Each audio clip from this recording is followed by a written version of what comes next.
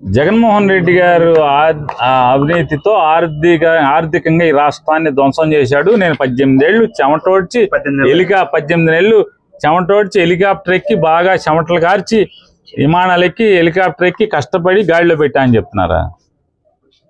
వీళ్ళు నిన్న కూడా మాట్లాడాను.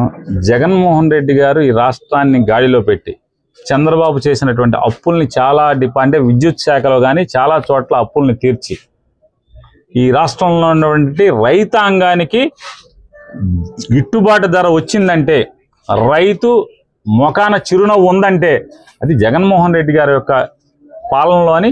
ఇవాళ ఏ రైతుని అడిగినా కూడా, తెలుగుదేశం జెండా మోసే రైతుని అడిగినా కూడా ఇవాళ నొక్కి చెప్తాడు నిజం రా, శభాష్ రాజ్ జగన్ అని చెప్పి వాళ్ళు మాట్లాడుతున్నారు గ్రామాల్లో, పొలాల్లో, ఎక్కడైనా సరే, అది ఏ పంట తీసుకున్నా సరే. కానీ ఇవాళ నారా చంద్రబాబు నాయుడు గారు అబ్బాయి అవినీతి ఆంధ్ర రాష్ట్రం అయిపోయింది. ఆంధ్ర రాష్ట్రం దాటి భారతదేశ వ్యాప్తంగా వ్యాపించడం కదా, అది అంతర్జాతీయ స్థాయికి వాళ్ళ అబ్బాయి అవినీతి పరుడిగా అవినీతి పెరిగిపోటి అది వేళ్ళు అనుకోవటం. ఎందుకంటే నేను చెప్పట్లా వాళ్ళ అబ్బాయికి ఏంటంటే దేశంలో అంటే, మరి ఇండిగోలో అవినీతి లేకపోతే ఎవడు ఎందుకు మాట్లాడరు?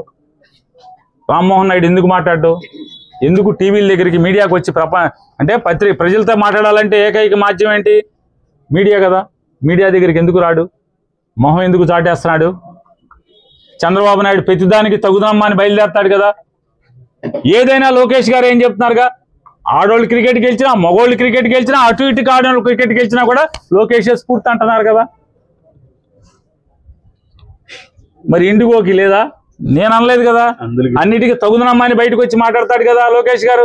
చంద్రబాబు నాయుడు గారు పెద్దానికి ఒకదంపుడు ఉపన్యాసం ఇస్తాడు కదా గంటలు. దీని గురించి నో కామెంటా? మాట్లాడ్డా? కేంద్రానికి సంబంధం అంటాడా?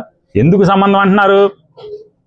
మోడీ మొత్తం వీళ్ళని తీసి గుడ్లోడ తీసి మీరే కదా మొత్తం చూసుకున్నారు. తండ్రి కొడుకులు కలిసి రామ్మోహన్ నాయుడిని డమ్మింగ్ చేసి తలకస్తి పంచుకోబట్టే కదా ఈ పెంటలన్నీ కూడా అని చెప్పి మోడీ ఎక్కడ గుడ్లోడ తీస్తాడు అని చెప్పని భయం. కాకపోతే ఎందుకు మాట్లాడరు? ఎందుకు మాట్లాడరు అంటున్నా. మాట్లాడాలి కదా. మాట్లాడకపోగా ఇవాళ ఎంత పెద్ద ఎత్తున భయంకరమైన అవినీతి ఉంటే 18 మాసాలుగా ఈ ప్రభుత్వం వచ్చినటువంటి 18 మాసాలుగా తనకి మంత్రి పదవి వస్తే ఈ రోజు దాకా కూడా దాన్ని ఎందుకు కంట్రోల్లో పెట్టలేకపోయారు? దాన్ని ముందే కట్టడి చేయాలి కదా. ఎందుకు దాన్ని కొత్త రూట్లు ఇచ్చారు? ఎందుకు దాన్ని కంట్రోల్ చేయకుండా వాళ్ళ రిక్రూట్మెంట్ జరుగుతుందా లేదా అనేది అజగనుకోకుండా ఎందుకు ఊరుకున్నారు?